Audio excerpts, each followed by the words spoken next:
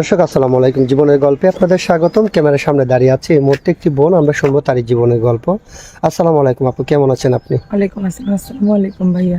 এই তো আলহামদুলিল্লাহ, পাক রাখছে ভালো। আপনি? আলহামদুলিল্লাহ আছি ভালো। আপনার নাম কি, কোথা থেকে এসেছেন? আমার নাম মিষ্টি ইসলাম, আমি ঠাকুরগাঁও থেকে এসেছি। তারপরে আবার কি জন্য জিজ্ঞাসা করছে, আপনার অনেক ভিডিওতে জিজ্ঞাসা করা হয়েছে, অনেকে অ্যাড্রেস জানে, আবার যারা নতুন করে দেখবে তারা হয়তো আপনাকে চিনে না, অনেকেই চিনে। সেটার জন্য আপনার নাম ঠিকানাটা নেওয়া হচ্ছে। আপনার ফ্যামিলিতে কে কে আছে বর্তমানে? বর্তমানে আমার আপন বলতে আমি ছাড়া আমার কেউ নেই। আমার সৎ মা, সৎ দুই ভাই, আমার আব্বু প্যারালাইজ।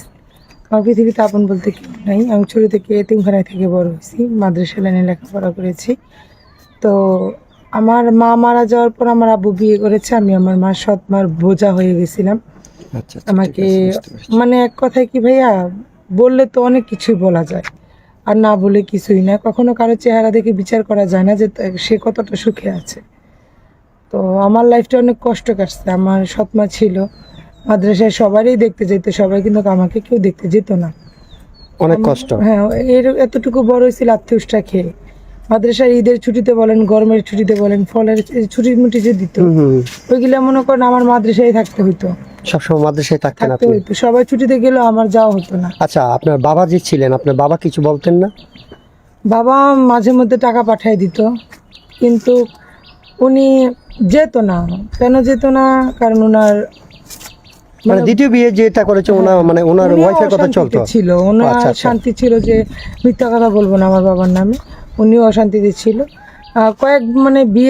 ওনাকে বিয়ের করার কয়েক বছর পরই মনে করেন যে আব্বুর প্যারালাইজ হয়ে গেছে। মানে কীভাবে হয়েছে হঠাৎ করে একটা মানুষ, সেটা তার বলা যায় না। কেউ কিছু করছে নাকি কি হয়েছে।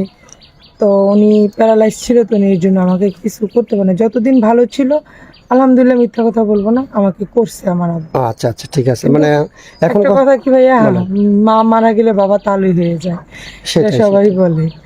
যেহেতু আপনার আপন মা নেই, আপনি সৎ মায়ের কাছ থেকে বড় হয়েছেন, আপনার লাইফটা অনেক কষ্ট করেছেন, এখন চাচ্ছেন একটু সুখের দেখা। হ্যাঁ, তো আপনি সুখের দেখা চাচ্ছেন, আপনি কেমন ধরনের ছেলে চান? আমি একটা এরকম ছেলে চাই যে বাবা মার আদরের পরে কিন্তু স্বামীর আদরটা একটা মেয়ের কাছে বড় থাকে। জি জি। তো আমি তো বাবা মার আদরটা পাইনি। তো আমি চাই কি আমার লাইফে যদি স্বামীর আদরটা পেতাম, সে যেমনই হোক, এক বাচ্চার বাবা থাকুক, দুই বাচ্চার বাবা থাকুক, আমার কোনো সমস্যা নেই। কারণ সে যদি আমার দায়িত্ব নিতে পারে, আমাকে ভালোবাসতে পারে। হাদিসে আছে, যেহেতু আমি মাদ্রাসা লাইনে লেখাপড়া করেছি, একটা ছেলে 4টা বিয়ে করতে পারে। যেহেতু আমাদের হাদিস থেকে, আল্লাহ উপর থেকে এটা নির্দেশ দিয়ে দিছে, তো আমার কোনো সমস্যা না। শুধু একটাই বলবো, আমার তো একটা পেট আছে, এটা তো চালাতে হবে। তো মনে করেন আমার মাথার উপরে ছায়ার মতো থাকবে, আমার খরচপাতি দিলে আমাকে অনেক ভালোবাসবে, আমি ভালোবাসার কারণ। আর একটা কথা কি ভাই জানেন, ছোট থেকে যেহেতুটুকু বড় হয়েছি, মাঝে মধ্যে অনেক ক্ষুধা লাগতো। ভাত যদি খাইতে যেতাম, মা নাম যদি বাসায়, যখন ইন্টার পরীক্ষা দেওয়ার পর আর লেখাপড়া করাচ্ছে না, বাসায় চলে আসছি, তো তখন কি করতাম,